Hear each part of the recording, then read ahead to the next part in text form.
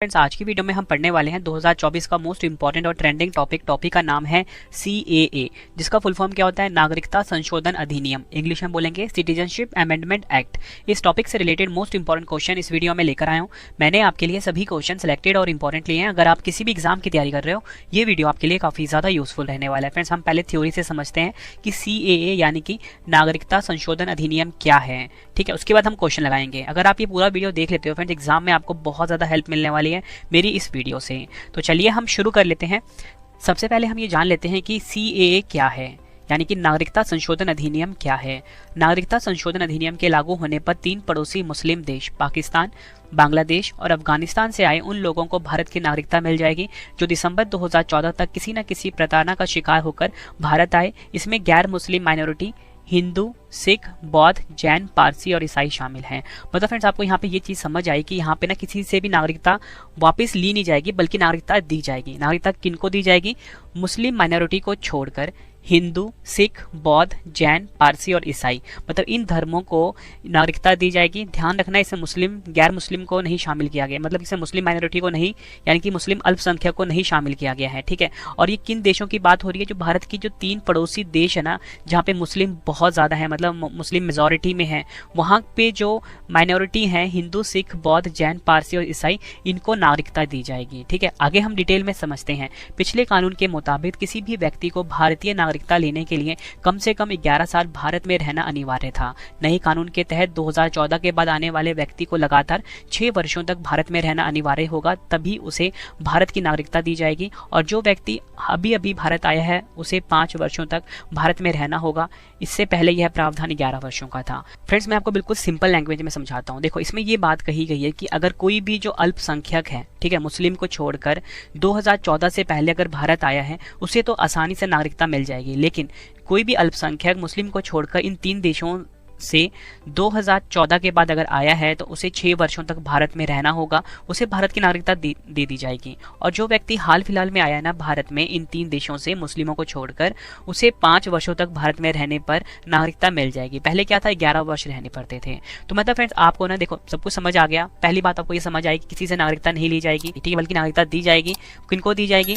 जो मतलब 3 पड़ोसी मुस्लिम देश हैं भारत के, जिसमें कि पाकिस्तान है, अफगानिस्तान है और बांग्लादेश है। ठीक है, इन तीनों देशों में जो मतलब गैर मुस्लिम हैं, वो अगर भारत आ रहे हैं, उनको नागरिकता मिलेगी। ठीक है, आई होप आपको समझ आ गया कि CAA यानी कि नागरिकता संशोधन अधिनियम है क्या। तो चलिए फ्रेंड्स, अब हम क्वेश्चन देख लेते हैं। हमारा पहला क्वेश्चन है, भारत में नागरिकता संशोधन कानून किस तारीख से लागू हुआ है? राइट आंसर हो जाता है इस क्वेश्चन का हमारा ऑप्शन डी, 11 मार्च 2024 से भारत में नागरिकता संशोधन कानून यानी कि CAA लागू हुआ है।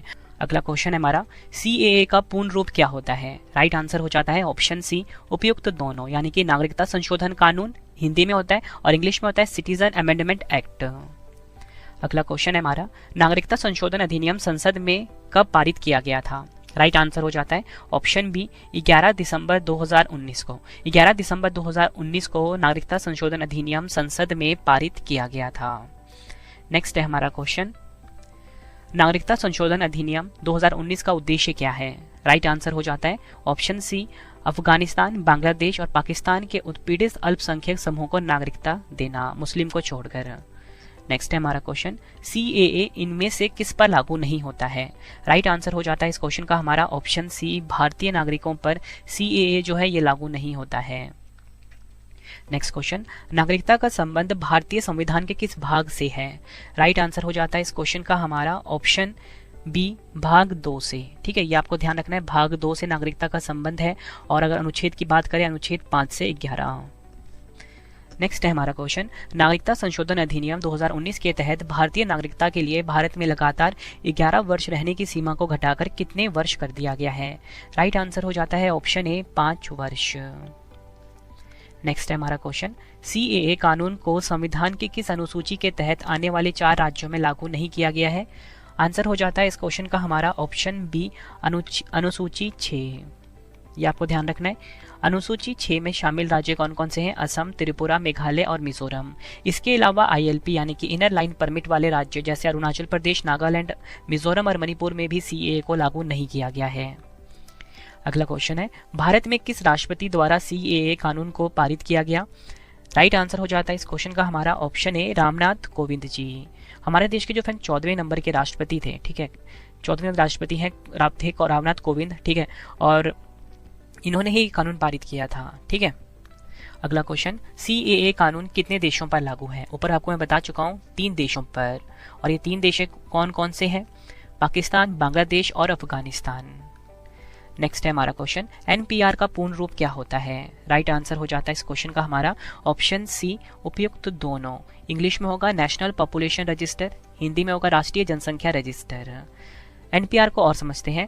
राष्ट्रीय जनसंख्या रजिस्टर एक रजिस्टर है, इसमें किसी गांव, ग्रामीण क्षेत्र, कस्बे, वार्ड या शहरी क्षेत्र के वार्ड के भीतर सीमांकित क्षेत्र में रहने वाले लोगों का विवरण होता है। NPR में जन्म तिथि, वैवाहिक स्थिति, जन्म स्थान और राष्ट्रीयता जैसी जानकारी होती है।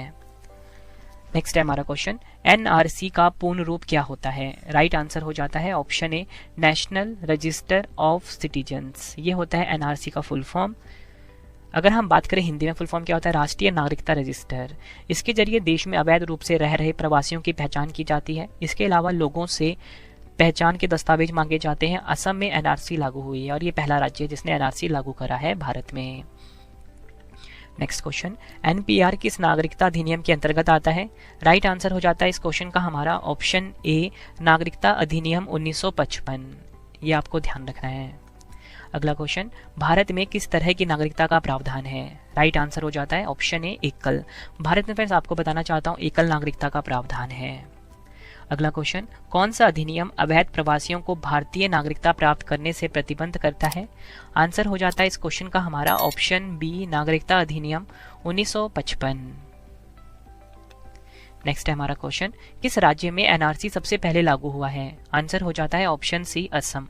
असम में फ्रेंड्स आपको बताना चाहता हूँ NRC जो है सबसे पहले लागू हुआ है। अगला क्वेश्चन, भारतीय संविधान के किन अनुच्छेदों में नागरिकता संबंधी प्रावधान किए गए हैं? राइट आंसर हो जाता है ऑप्शन बी, अनुच्छेद 5 से 11। भारतीय संविधान का जो अनुच्छेद 511 है फ्रेंड्स, इसमें नागरिकता संबंधी प्रावधान किए गए हैं और आपको बताना चाहता हूँ नागरिकता का प्रावधान भाग 2 में दिया गया है। नेक्स्ट है, लोकसभा में नागरिक संशोधन बिल को कब पास किया गया है? राइट आंसर हो जाता है इस क्वेश्चन का हमारा ऑप्शन ए, 9 दिसंबर 2019 को।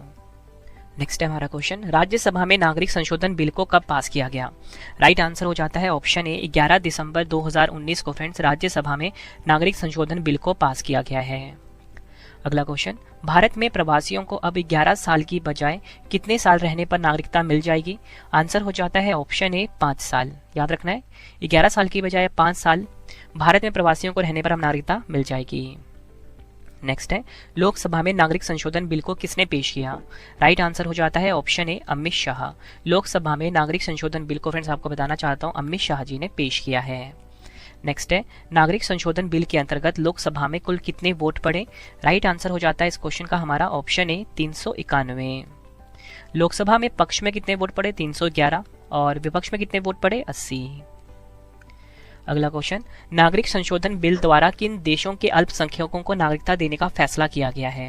राइट आंसर हो जाता है इस क्वेश्चन का हमारा ऑप्शन डी, उपयुक्त सभी। अफगानिस्तान, पाकिस्तान और बांग्लादेश। ये आपको ध्यान रखना है। नागरिक संशोधन बिल द्वारा 3 देशों के अल्पसंख्यकों को नागरिकता देने का फैसला किया गया है। 3 देश ध्यान रखने हैं, अफगानिस्तान, पाकिस्तान और बांग्लादेश। अगला क्वेश्चन, नागरिक संशोधन बिल के अंतर्गत राज्यसभा में कुल कितने वोट पड़े? आंसर हो जाता है ऑप्शन ए, 220 और राज्यसभा में पक्ष में 125 और विपक्ष में 95 वोट पड़े।